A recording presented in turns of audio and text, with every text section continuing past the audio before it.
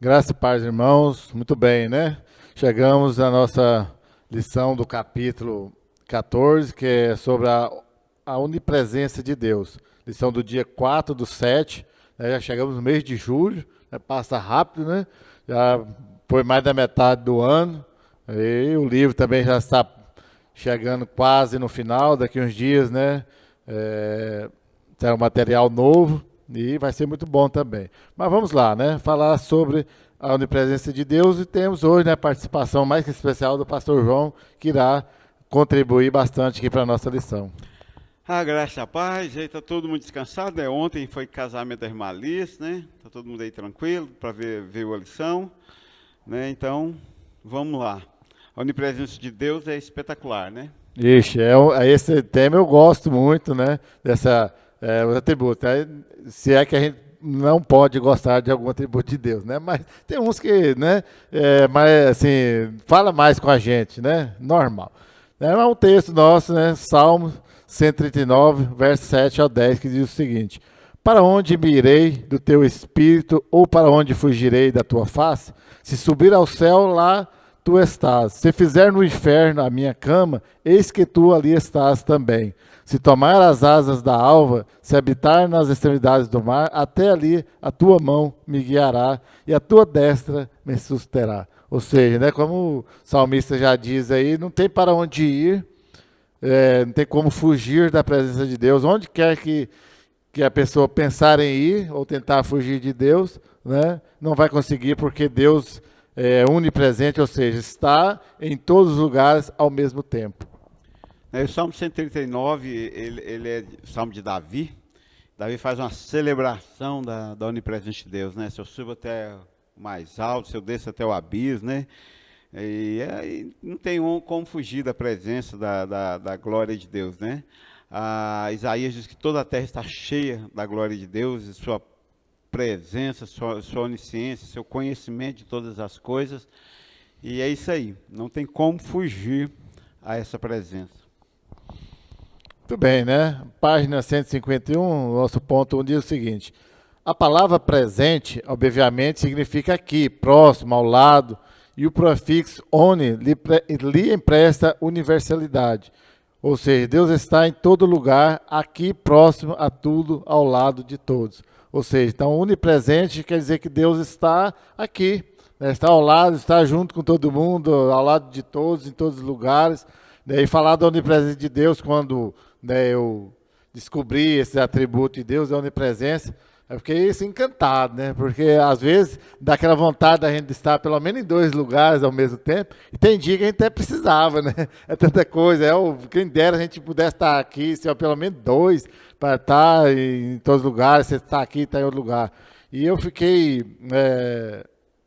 Outro fato, assim, além desse, a gente achar que assim, esse é de imaginação, mas como eu vim de uma religião católica, né, sempre tive uma certa crise com o santo, com Maria, não com a pessoa dela, assim, mas nessa cultura de ter, assim, mas como que pode, quando eu descobri que é a onipresença, só Deus que tem, pode estar. Então, se eu oro para Deus aqui, outra hora lá em São Paulo, outra hora lá no Japão, Deus vai ouvir, né, vai estar, e ele está presente, vai socorrer. Se é só ele que tem essa condição, é maravilhoso, ele pode me atender. Agora, se o santo, ou Maria, ou quem quer que seja outra pessoa, olha, se um vai rezar por ele aqui, outro lá no Maranhão, outro lá no Rio de Janeiro, outro lá nos Estados Unidos, não vai dar, né? No presente não vai estar, como que vai poder, como diria o Gerardinho aí, já falando um monte de besteira, vai poder acudir a pessoa na hora que ela precisar, né? Só alguém realmente onipresente, está em todos os lugares, que pode ouvir ao clamor do povo e atendê-lo. Até porque só ele mesmo que tem poder para isso, né? Mas só seguindo exemplo assim, né, que eu quis ressaltar isso, quando eu descobri isso, que eu achei maravilhoso, né? Fiz essa descoberta da onipresença de Deus nesse sentido.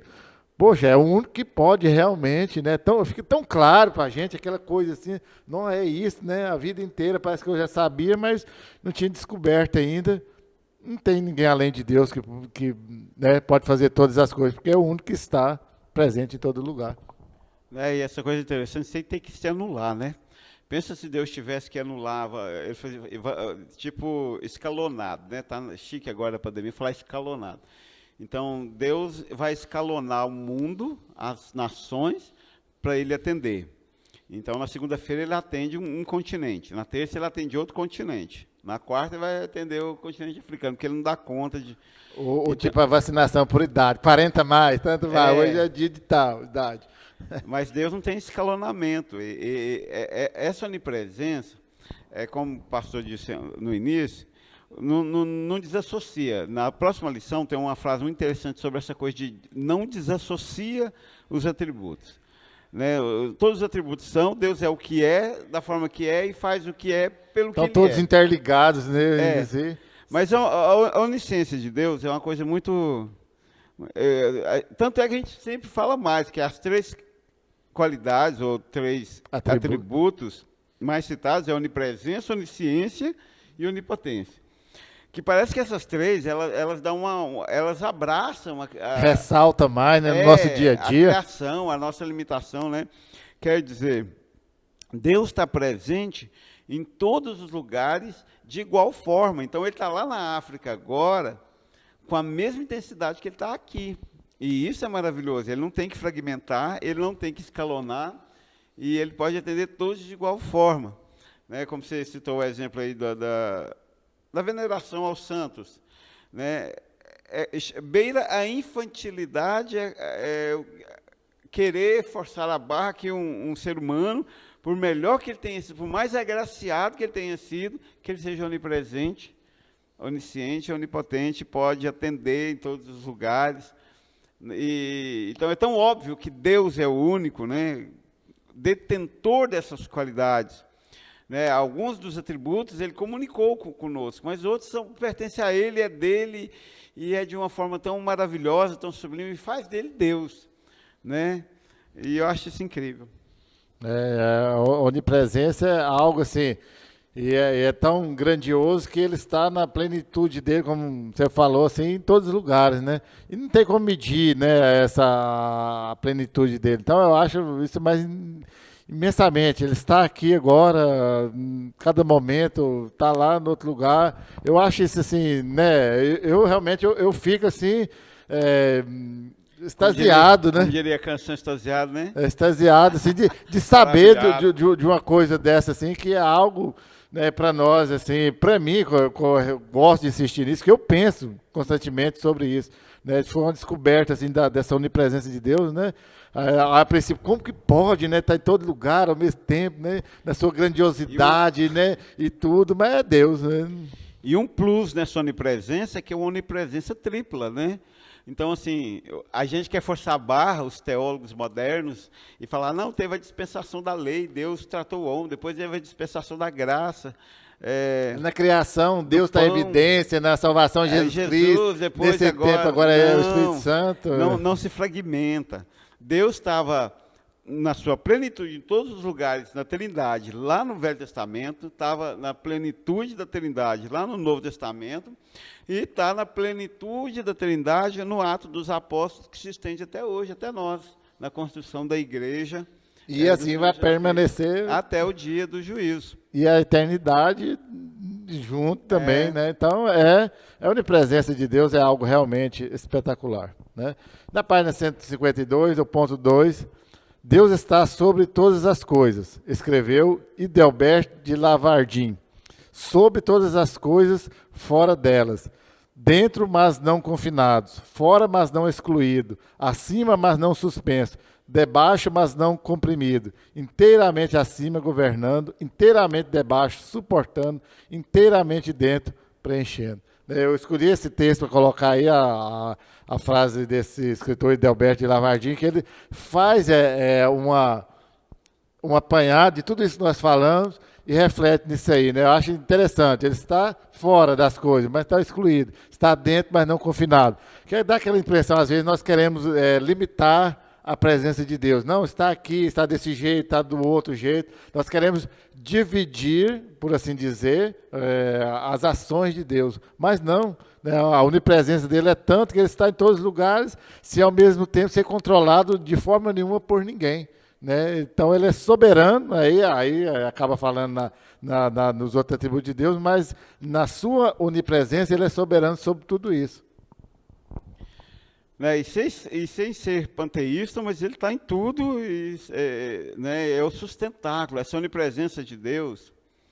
Eu fico pensando assim, né, que na sua onisciência, mas na sua onipotência, mas na sua onipresença, ele se torna o sustento de toda a criação. Então, toda a criação só existe, subsiste por causa dele.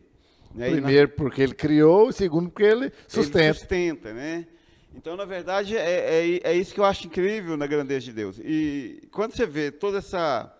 Né, lembra lá, eu tenho ultimamente pensado nos contrapostos da Bíblia, né? E aí, Paulo escreve que nem altura, nem profundidade, nem largura, nem anjo, nem demônio, nem espada, nem morte, nem fome, nem nudez, nem fartura, nada pode nos apartar do amor de Deus. E aí, ao mesmo tempo que ele está em tudo, tudo não pode dominar Deus. Eu acho isso incrível, que a criação não pode dominar Deus. Né? Ela não tem poder para dominar Deus. Deus continua na sua soberania, Deus continua na sua grandeza, Deus continua na sua majestade, apesar de ter vindo aqui. Por isto é que a morte de Cristo da cruz é tão singular, sublime, maravilhoso, espiritual e quase que inexplicável. Quando você percebe Deus nos seus atributos, na grandeza dele, desse tamanho que o texto aí do pensador aí sugere, você olha para Jesus vindo, sendo açoitado, cuspido, julgado, né? Às vezes, assim, nessa pandemia trouxe um regime novo de educação, né? E a gente agora está mais próximo da família. A gente reclamava, isso foi uma maldição para os professores. Porque tem 20 anos que eu sou professor, tem 20 anos que eu escuto os professores falando a mesma coisa. A família não interage, a família não se importa com a escola. Agora a gente está estafado de família, porque toda hora uma mãe liga, toda hora uma mãe pergunta, toda hora está com a cara lá no Google Meet, enfim, mudou essa realidade. Né? E às vezes a gente, como professor, é julgado por uma mãe que nunca esteve na sala de aula, ela só sabe a realidade do filho agora que está com preguiça na casa dela, mas ela não conhece todos os procedimentos. E a gente fica tão indignado, e olha que a gente é pecador de igual. Aí, vendo essa grandeza de Deus, eu fico imaginando a suprema humildade de Cristo em ser julgado pelos homens caídos, pecadores, em ser crucificado por esses homens caídos e pecadores, dentro dessa grandeza, dessa onipresença toda, dessa majestade que ele possuía, e ainda assim foi calado como ovelha perante os seus tosqueadores, né? Foi ao matadouro em silêncio. Então, a grandeza de Deus, realmente, ela excede tudo que a gente possa vir a compreender. Aí, e a onipresença de Deus, né, eu fico pensando, né, as pessoas, vai tal dia, tal lugar que Deus estará presente, com coisas que Deus, ele pode determinar quando Deus pode estar no lugar ou não pode estar, né? Vou até deixar uma perguntinha aqui para você e para o pessoal pode responder, mas o pessoal de casa.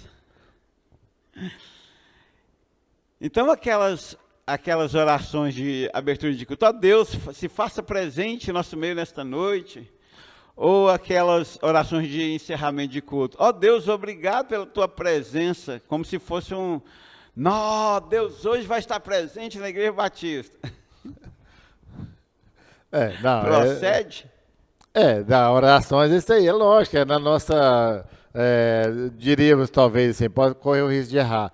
Mas talvez não é a presença em si, né? Porque ele, independente de eu orar ou não, ele está presente, na sua onipresença. Mas talvez de Deus ter manifestado a sua glória, o seu poder naquele dia ali, ou talvez está pedindo, como na lição anterior nós falamos lá, mas a Suzana falando, Deus ter manifestado a Moisés, a Davi, dessa manifestação assim de ser mais próximo, mais visível, de ser perceptível a nós. Talvez seja nesse sentido, né? Tá, mas Deus sendo onipresente, ele se manifesta ou o homem se quebranta? Eu acho que Deus quebranta o homem para que ele perceba a presença de Deus, né? Que nem ele, o homem, assim, eu acho que às vezes não dá conta de auto se quebrantar, né? Deus quebranta ele ao ponto de ele perceber a presença de Deus. Que às vezes também fica assim, muito, digamos assim, estranho da gente fala assim, Deus está presente. Quem não percebe, fica assim, como não é nada, né? Eu gosto de falar isso, né? Às vezes, no início, quando eu comecei a vir à igreja, já citei isso algumas vezes, a Sandra, nossa, você viu como Deus falou hoje e tal? Eu falei, não, eu vi que o povo estava alterado, mas eu não senti, não vi nada diferente. Só vi que o povo estava alterado, usava justamente essa expressão. Aí depois, com o tempo, aí sim, realmente eu senti a presença de Deus. Não saber que Deus está presente é uma coisa. Agora, sentir a presença de Deus, aí é outra. Aí é o que nós chamamos de ter uma experiência com Deus. Por isso é que é uma burrice extrema, né? Você sair de uma igreja na outra para ver se Deus fala com você. Poxa, é muita burrice. Ele vai falar lá no meio do mato, na igreja, né? Onde ele quiser, né? Então, na página 153, o ponto 3. A doutrina da onipresença divina personaliza a relação do homem com o universo no qual ele está inserido. Essa grande verdade fundamental empresta significado a todas as outras verdades e dá supremo valor à sua ínfima vida. Deus está presente, perto dele, ao lado dele, e este Deus o vê e conhece completamente. Ou seja, só tem significado, né, nessa vidinha ínfima nossa relação nossa com o universo, quando nós realmente compreendemos a presença de Deus em nós. Enquanto nós não tivermos, sabermos que Deus realmente está presente, e volto a insistir, não de saber que Deus está em todos os lugares. Isso aí todo mundo pode saber, basta estudar, ler, mas de realmente saber, Deus está aqui comigo, do meu lado. E mais do que isso, hoje está habita dentro de mim o Espírito Santo, faz toda a diferença. Aí sim eu vou entender a minha vidinha medíocre que eu vivo, mas saber que foi Deus quem me fez, Deus que me salvou, e vai realmente personalizar a minha relação, né, com o universo de forma total, assim, foi criado por Deus, mas de forma especial minha relação com Deus. Não é? E se não me falha a memória, eu acho que Jesus falou isso no Sermão do Monte, em algum lugar lá, que o reino de Deus está dentro de vós. E aí eu fico pensando nisso, porque quando você passa lá pela Trindade, Tozer foi sábio, né, falava isso numa lição anterior aí com a Suzana. Eu tenho estado, sempre fui apaixonado pelo Tozer, né? Eu acho tão paia. Quando eu estou lendo o livro do Tozer, ele manda os posts, alguém manda correção do Tozer. Os outros autores eu nem me importo, mas do Tozer eu me sinto ofendido. Se eu fosse aqueles tradicionais, eu ia falar assim, tinha que pegar os livros do Tozer e acrescentar lá no final da Bíblia. Mas aí já é pecado, né?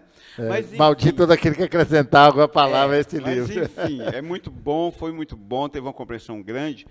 E eu tenho estado, assim, sensível à ordem dos atributos que ele pôs para ser estudado, né? Diferentemente do Gruden, do Langston, do Berkhoff, ele pôs uma sequência tão humana, tão igreja local, né? Tão relação com Deus. Estamos aqui presente, né? E quando você cai numa caçapa dessa, da onipresença de Deus. Então, Deus está presente em todos os lugares. Uma presença tripla, porque nós já estudamos que eles não são divisíveis. É Deus Pai, Deus Filho, Deus Espírito, e juntos, três deuses que formam um, Cordeiro e Leão, e aí, enfim. Aí, de repente eu paro assim e falo assim, gente, então toda essa glória, todo esse poder está dentro de mim, porque o reino de Deus está dentro de mim.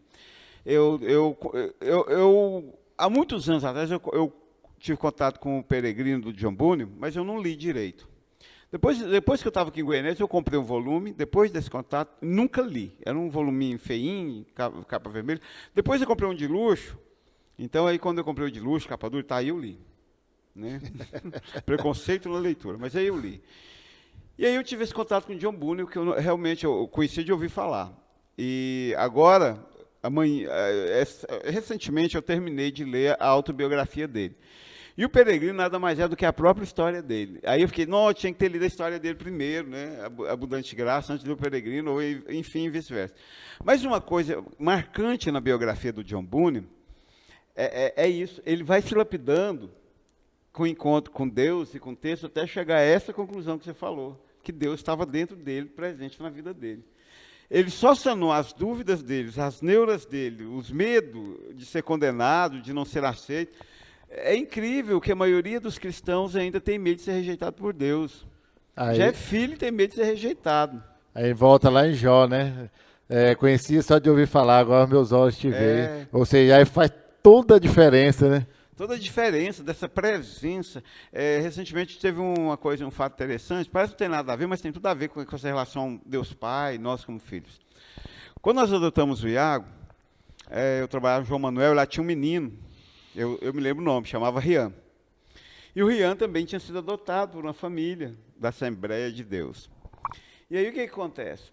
A mulher teve um probleminha porque o marido estava dando muita atenção para ele. E ela começou a ter umas crisezinhas de ciúme. Ela tinha uma loja, ela é amiga do Fábio. O Fábio sabe quem é. E aí eu fui lá nessa loja com o Iago comprar umas calças para ele.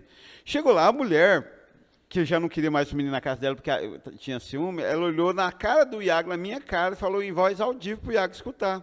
Uai, por que você não devolve esse menino e não fica com o que está lá em casa? Ele é até mais branquinho. O Iago emburrou, desceu o beição, foi lá e não teve nada daquela loja que serviu para ele, não comprou nada lá e nunca mais se dignou a comprar nada lá. Não adianta falar que vai lá comprar qualquer coisa que seja, que ele não vai. Aí agora, passados 5 anos, a gente passou na porta da loja. Ele virou e falou assim, bem que a gente podia parar e entrar lá na loja, para a mulher ver que até hoje vocês não desistiu de mim. Então é engraçado isso, quando eu me deparo com esse Deus tão, e John Bunyan se deparou com esse Deus tão onipresente, né, me vê e conhece completamente, não desiste de mim, essa onipresença, essa onisciência, essa onipotência é o que me segura, é o que me dá força para levantar e acreditar que Ele me perdoa, que Ele me ama e que Ele continua comigo. É igual o que eu já falei lá desde o início, enquanto a gente não faz essas descobertas, a vida da gente não faz sentido, né? É preciso que essas descobertas cheguem, a gente descobre essas coisas, que Deus permita, né? Que a gente descobre esses atributos de Deus, de onipresença, de onisciência, né? Faz toda a diferença na nossa vida. Então, Deus, mais do que ao nosso lado, Ele habita dentro de nós. E daí, quando tem essa compreensão e vive essa realidade, as coisas realmente mudam, né? Muda de figura na nossa vida. Página 154.4.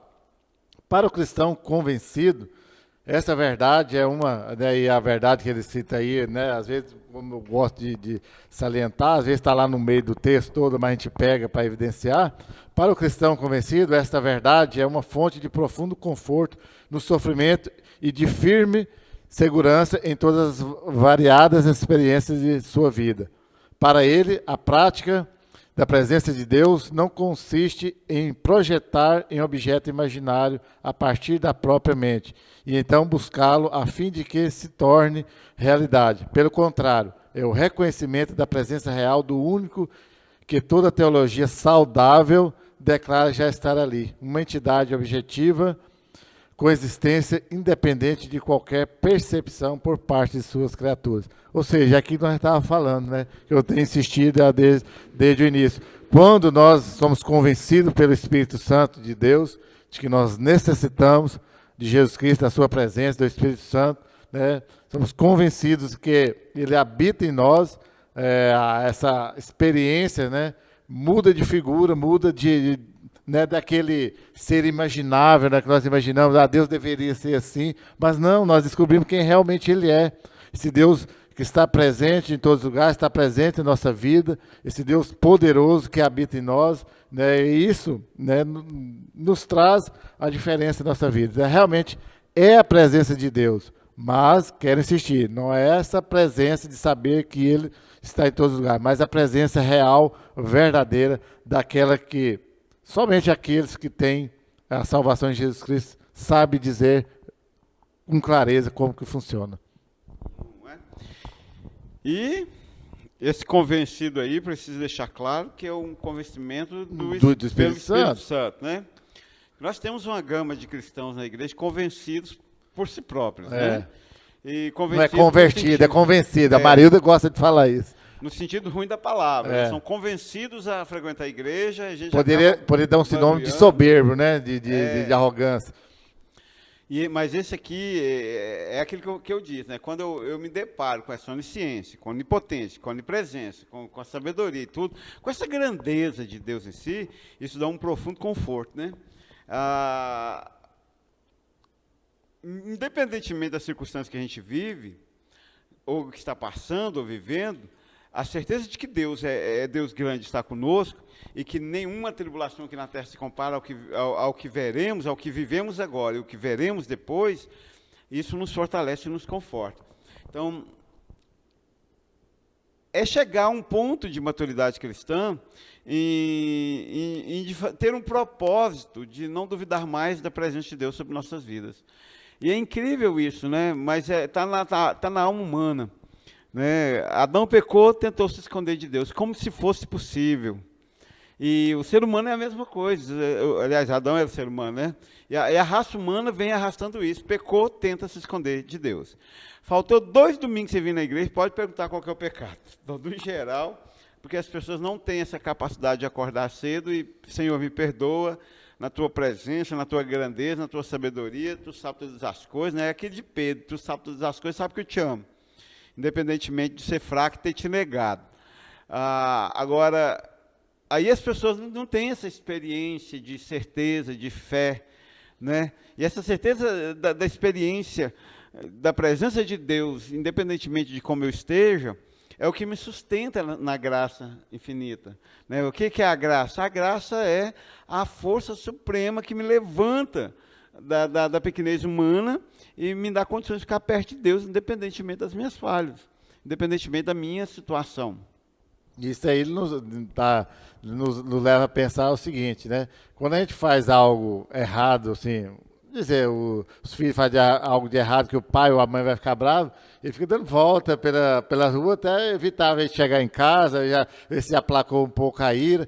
E por incrível que pareça, nós lidamos com o pecado dessa forma, né?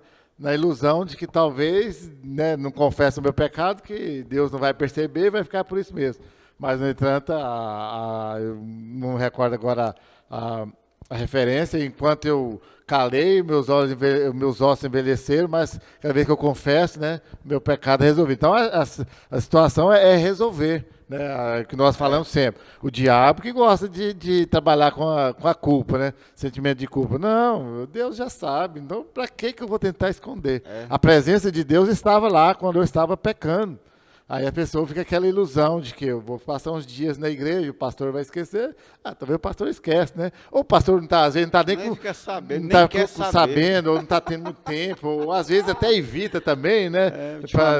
Deixa quieto do jeito que está, né? E isso é a pior parte do pastor, quando deixa quieto. Costumo falar, quando o pastor tratar você com muita brandura, sem te expor, às vezes, ou sem te cobrar, né? Ou deixar do jeito que está, deixa, não, vai empurrando com a barriga. Vai viver feliz, é vai a pior feliz. Parte do pastor. A melhor não parte, é cristiano. A melhor parte do pastor é aquele que te chama, te dá um ralo, fala para você que você está errado.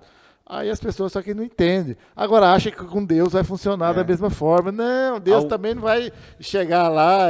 Com Deus é pior a situação. É muito, muito pior, porque Ele já sabe muito antes de você fazer. Então, não vem com essas besteiras, não, que é perder tempo. Alguns anos atrás começou-se uma prática muito chique aqui na igreja. Não sei se você deve lembrar. Mas estava pandêmico.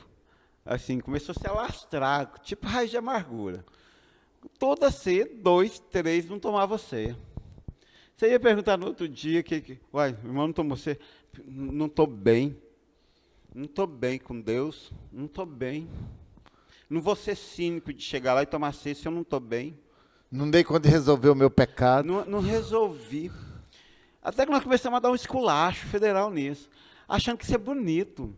Achando que está tratando, que está dando honra a Deus. Não, eu honro Deus quando eu creio que Ele me perdoa, que a morte de Cristo na cruz não foi suficiente. Quando eu conto para Ele aquilo que Ele já sabe.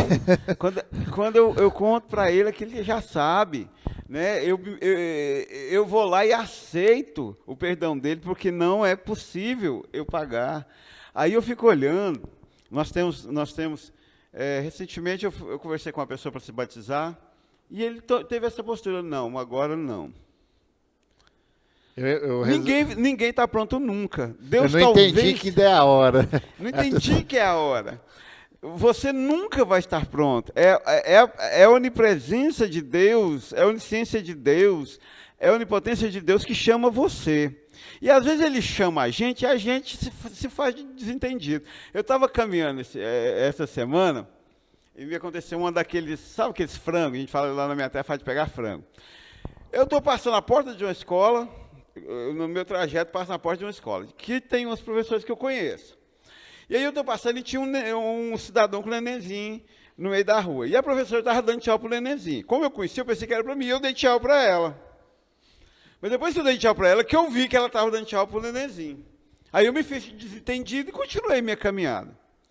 Então tem muito neguinho, muito branquinho que está fazendo isso com Deus, fazendo desentendido.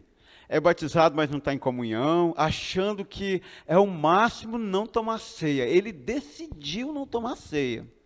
Não senti que é a hora de ser membro da igreja, não senti que é a hora de ser batizado, mas a onipresença de Deus já está em volta de você, te chamando, né, gentilmente te chamando. Aí eu sempre lembro de, parece que não tem nada a ver, mas tudo tem a ver, porque a onipresença de Deus está em tudo, né? De Provérbios 29:1, Provérbios 29:1, o homem que é chamado muitas vezes, sem arrependimento, será chamado de repente sem que haja cura. Então eu fico sempre pensando assim, que Deus está gentilmente falando assim, vem, não é chique não, eu já conheço, eu estou presente na sua vida, eu sei tudo que está acontecendo, estou te oferecendo perdão, e você está dizendo, não senti que é hora. Você que poder é esse? Está tentando limitar a ação de Deus? Que poder é esse de você optar por ceiar ou não?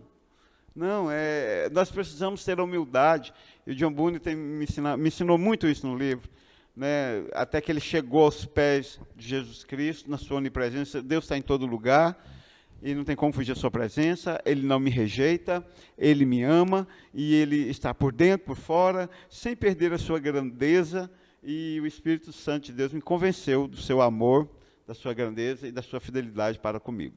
E não tem para onde eu ir da presença de Deus. Isso. Página 155, ponto 5. Tanto a Escritura quanto a razão declaram que Deus está aqui. Só isso daí já dava, né? Só essa frase aí, né? Então, gosto do salmista quando ele fala assim, todo firmamento anuncia a grandeza de Deus. Tem jeito de você botar o pé ali na rua e olhar para um lado para o outro. Que não arriscado e falar assim, Deus está aqui, né? Falta-nos apenas aprender a perceber isso como experiência consciente. Não é aquele trem racional, não é aquela coisa assim, não. Emocional. Né, de arrepiar, porque isso. Não, às vezes você pode arrepiar, sim. Não sou contra, não, mas só que eu arrepiei daqui 2 minutos, sabe nem por que arrepiou mais. Né? Então, o negócio é consciente. Uma frase de uma carta do Dr. Allen Fliss resume o testemunho de tantos outros. É uma bênção saber que Deus está presente, mas sentir sua presença é nada menos do que pura alegria. Né? Quando eu li isso aí, eu fiquei pensando, assim, parafraseando aquilo que eu gosto de falar no momento de oração. Você falar para Deus na sua oração é uma coisa. Agora, você ouvir a voz de Deus é totalmente diferente. Ou é saber que Deus está presente, que Deus te ama, é saber que Deus é poderoso, que Ele é sobre todas as coisas. Então, é isso, né? É uma bênção saber que Deus está presente, saber que Deus é onipresente. Mas sentir sua presença é nada menos do que pura alegria. Então, como eu disse o meu testemunho aí, né? Quando eu não sentia a presença de Deus, eu até sabia já, Deus está em todos os lugares. Mas quando Ele tocou em mim, quando eu percebi, quando eu senti a real, verdadeira, viva presença de Deus em mim, tudo mudou. Realmente é outra coisa. Então é isso, né? Deus declara a sua presença em tudo, né? Na sua natureza, na sua grandeza, na sua infinita soberania. E eu me lembro do encontro de Jesus Cristo com os discípulos do caminho de Emaús, quando chega lá na casa e Jesus aparece lá. E na narrativa, em algum momento, alguém fala, não lembro se foi Jesus, foi um dos discípulos, bem-aventurado os que não viram e creram. A onipresença de Deus é algo que transcende o meu sentir, o meu perceber, o meu estado de espírito. É mais do que isso. Eu posso estar o bagaço do bagaço que não modifica a presença de Deus em qualquer lugar que eu esteja. Se eu chego aqui no culto, a presença de Deus está aqui. Então, não é um culto, não, esse culto não teve a presença de Deus, não teve poder. Quando eu mudei para São Miguel do Araguaia, eu tive uma experiência muito interessante. No primeiro culto, O Silvio era o vice-moderador. Eu falei assim, não, no primeiro fim de semana, eu falei, não, eu estou muito cansado, eu não quero assumir a igreja esse fim de semana, não. Toca normal, deixou de visitante. Quem não me conhece, nem me apresente, faz esse favor para mim. Aí, a partir de segunda-feira, eu boto os treinos no lugar e vou assumir, vou visitar e vou assumir a igreja. E isso era um sábado de manhã, no sábado à noite tinha um culto na igreja. E o culto tinha um título, Culto de Busca e Poder. Aí o Silvio falou assim, hoje tem um culto, é o culto de busca e poder. Eu, o quê? Aí a missionária lá da outra igreja vem todo sábado para trazer poder para a igreja. Eu, o quê? Eu vou assumir esse negócio agora. Eu falei assim, não vou dar conta. Aí meio-dia eu já não tinha dado conta do culto. Passou a tarde, dormi, porque tinha viajado a noite toda, tá? Fui pro culto, sentei, estava assim, humilde, né, mal vestido, ainda não tinha salário pastoral ainda, estava com roupa de seminarista, ou seja, velha, batida e barata. Sentei lá no último banco, povoado de gente, sentei no último banco. E essa missionária, que era esposa de um irmão o marido dela era irmão de duas irmãs da igreja, mas eles eram de outro ministério. E ela começou esse culto, e ela orava em línguas, e ela sapateava, e ela ia no banco e botava a mão na cabeça do um, e ela eu orava em línguas e profetizava que Deus estava operando. E eu estava cansado, sem noção, estressado e tudo, e eu não levantei. Traduzindo, eu não senti essa coisa emocional, né? E ela foi a última pessoa, eu fui a última pessoa que ela investiu. Ela saiu lá do púlpito e veio em mim, bateu a mão na minha cabeça, ela não sabia quem eu era. E ela começou a profetizar, eis que o teu coração duro não quis se abrir para mim nesta noite, mas eu vou te moer, e orava em línguas, eu vou te conquistar, eu ainda vou converter o teu coração. Eu falei, ixi, agora acho que ela revelou mesmo.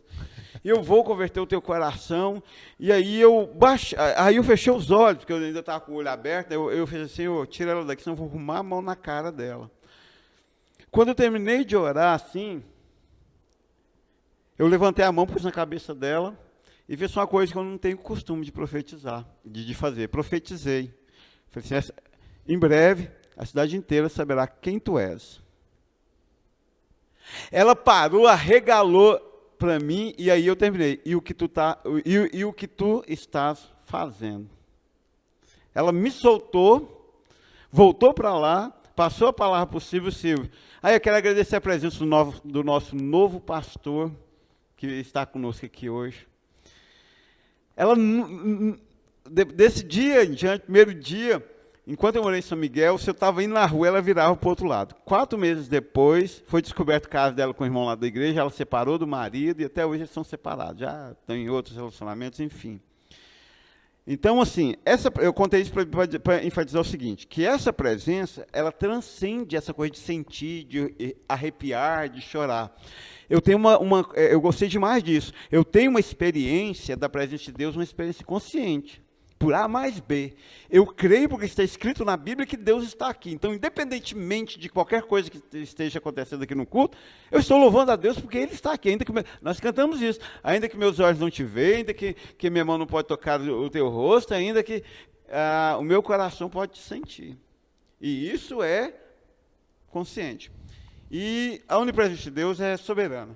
Está em todo lugar, não tem como fugir, e a onipresença de Deus não é um terror para nós, ao contrário, é uma grande dádiva, porque Ele nos conhece e ainda assim não desiste de nós.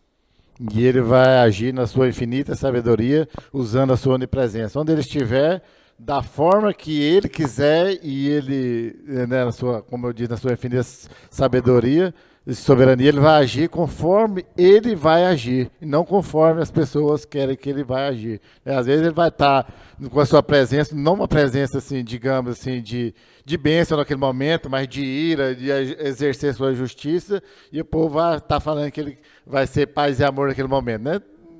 De uma forma que você vai me compreender. Então é isso, a onipresença dele é da forma dele, não da nossa. Jamais eu vou determinar que Deus vai estar presente em determinado lugar, segundo a minha perspectiva. Sempre será do jeito de Deus. Quer eu goste, quer eu não goste, quer eu queira, quer eu não queira, né? É a presença de Deus, está, né, em todos os lugares, ao mesmo tempo, né? Começa por aí. né? Só de saber, voltando lá no início, quando descobre que ele está presente ao mesmo tempo em todos os lugares, já é perceptível que ele é infinitamente soberano, superior a todos nós, né?